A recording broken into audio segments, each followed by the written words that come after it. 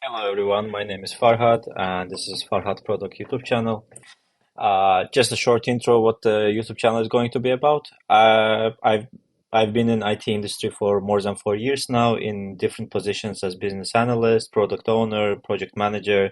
I have a technical background, so I do have coding experience too. I decided to share my experience and knowledge with others because I've seen that a lot of product owners or project managers have a tendency to think that building a product would actually require coding skills, like you have to actually be like a software developer and so on. Like a lot of people who want to jump into it think that you actually require like those skills to be successful.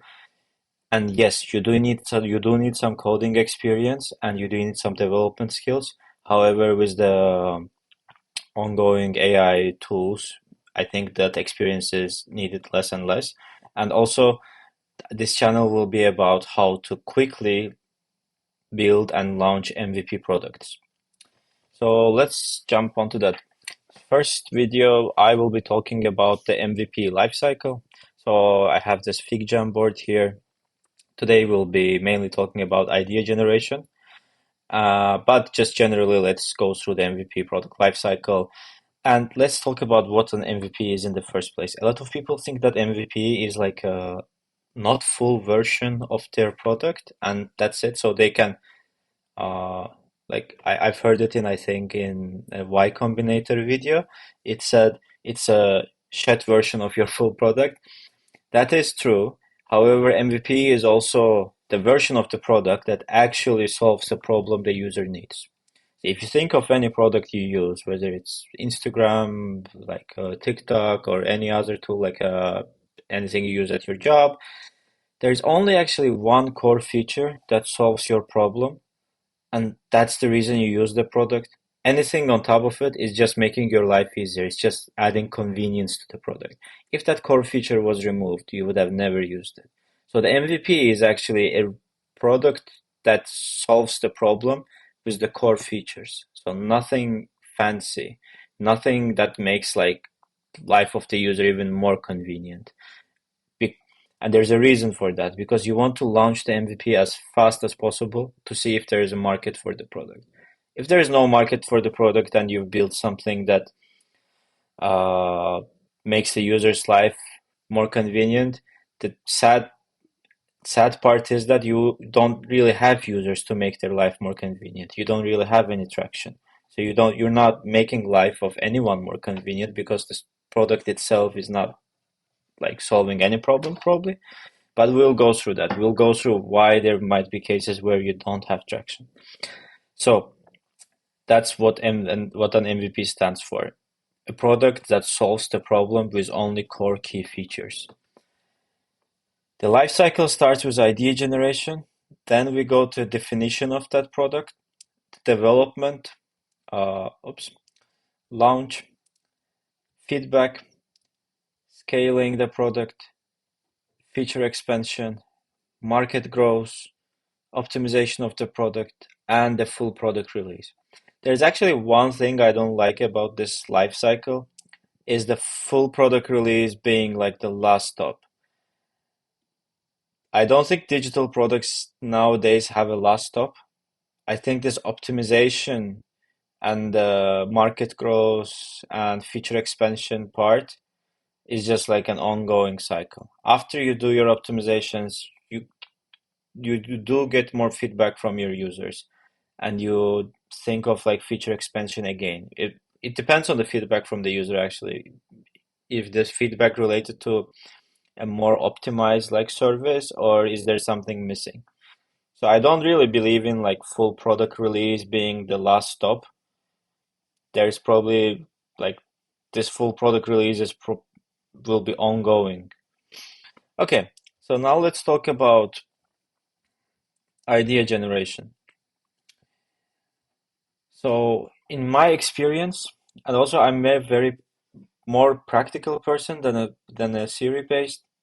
Even though like I finished a degree which is related to information systems, so I do know the theory, but I think it's more we think We have to think more about like our experiences and what happens in practice. So in practice, I've seen only two ways an idea can be generated. First is you meet a problem and you think of a solution for that. Now, this can sound a bit cliche that, any big tech entrepreneurs would say that, oh, I had this problem, and then I thought of why not to fix it, and I built an app or something. Yes, that's one way that things can happen, but I would say this is a more rare way of how digital products are built nowadays. Uh, because, like, let's just go through the process, and I think you guys will understand. You meet a problem and you think of a solution. Great. You need to check one thing. Does the solution exist? In most cases, I've seen a lot of people seeing a problem and thinking of solution and just jumping onto like building it. Most of the time, it's people with like development experience because they are like hands-on developers. That's what they do. But they miss the part that the solution can already exist. So let's talk about the flow when solution doesn't exist. If solution doesn't exist, as I've heard it a lot that if solution doesn't exist, then there's probably no one looking for that solution.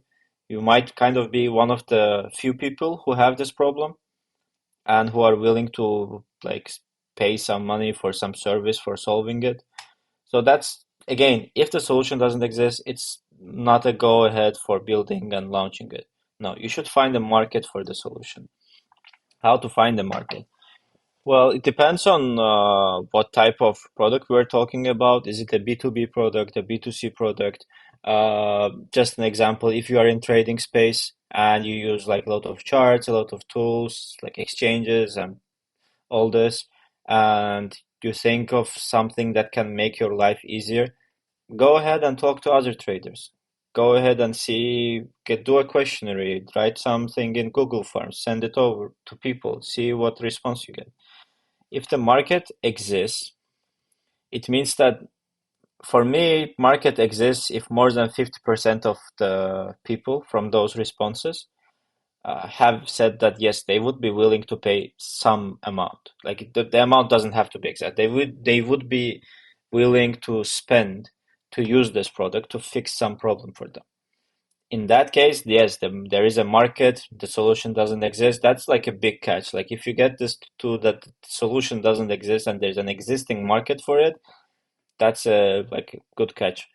And you should definitely move to the next phase, which is the definition. But if the market doesn't exist and the solution isn't there, well, probably others came with this solution and they saw that the market doesn't exist, or they probably even launched like long time ago and it just didn't work. You can actually also search for that because I've had cases where like me or like someone else, we thought of something and we were like, oh, we should definitely build it. But then after research, we saw that, okay, like 5, 6 years ago, somebody launched this product and it just never worked. So yeah, you can have those cases. So now there's a second way you can start, which is more entrepreneurial way.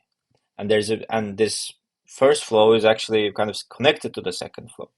So if the solution exists, what can happen is you have sort of a problem and the solution that exists. But now what you can do is you can look at this existing product and you can find a way to make it better. Now, this is a very viable way to go with, but there are still things you need to do before you jump into building it. Okay, if you're using some like platform or something, and you think that okay, the user experience it gives isn't great, okay, you can maybe make it better. And let's say you are a UX UI designer or you're a product designer, and you think that definitely you can give users better user experience. I mean, sure, but you should still validate it through the community of users. If you have found a way to make some product better, now this is very viable, as I said, because this means two things. There's a market for the product. Second thing, you can easily get user base on this product because most of the products nowadays they have a community of people to like talking about it or exchanging ideas or something even very simple. If they have a social media page, you can just go to their followers and be like, hey, you are using this, but I've thought of something better. What do you think about it? That's how you validate through the community of users. So there are like million ways, but it depends on what the product is. So if you're in trading space, and let's just talk about one. Well, I use TradingView, and I quite like it. But if I found a way that, okay, the TradingView is not doing this, and if they did this, this would be great. I would just straight away reach out to people who are using TradingView. How I would get these people? Well, they have community chats. They have like social media pages. I can reach out to their followers, and you can basically do it with any product. So you have to validate through the community of users. Is the problem validated? So you found a product, you found a problem existing. You tell to others that, okay, there's this issue, and what do you think of this? Do you also have this issue or not? If they also have this issue and you have the solution for it, or you think you can build the solution for it, this is very valid, and you should move on to the next phase of the MVP life cycle. But if the problem is not valid, again, you have a solution for a problem uh, for which you are one of the only few. And I mean, well, that's not really great because it means you won't be having like a lot of traction. You won't be finding product market fit. It will be really hard for you. And I mean, if you're building digital products just for building it and you're just like a person who likes to build stuff, I mean, of course, go ahead and enjoy your time. They should definitely do it. But if you're looking at it from a business perspective and you want it to become like a startup and then further scale into like a medium-sized business or like maybe a unicorn startup, I don't know what your idea is, then this is not a good place to end at. This probably means that you should look for some other idea because this means that you won't find the market. So this was the video about idea generation. Thanks everyone for watching. The next video will be about definition. And one more short thing. So this is not a channel where we'll just be talking about building a product from product management perspective. I will actually be like coding the product. I will be using a lot of tools, like some maybe design to code generators. I will be building the backend on my own. We'll be looking at how to market the product and so on. So I will not be just talking about the life cycle. And that's it for the first video. Thank you, everyone. The next video we will actually be generating an idea that we will further work on.